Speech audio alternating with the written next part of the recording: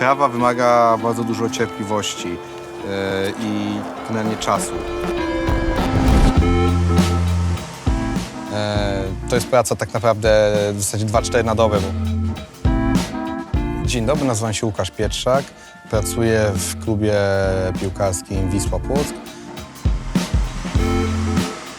Początek mojej pracy na danym stanowisku jest taki troszkę dosyć, można powiedzieć, że dziwny, bo kilka lat temu zakładałem swój własny ogród i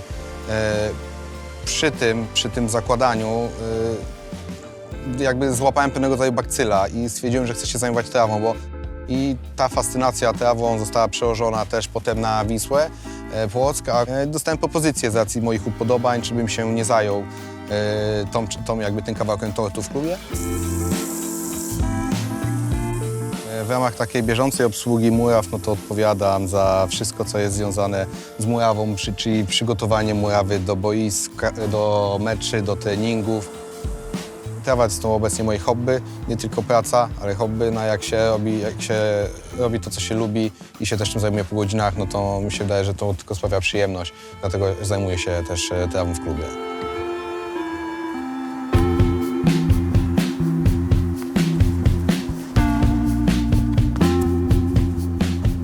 Znaczy, jeśli chodzi o taką, powiedzmy, moją satysfakcję, to zima była w Płocku bardzo ciężka, było bardzo mało słońca.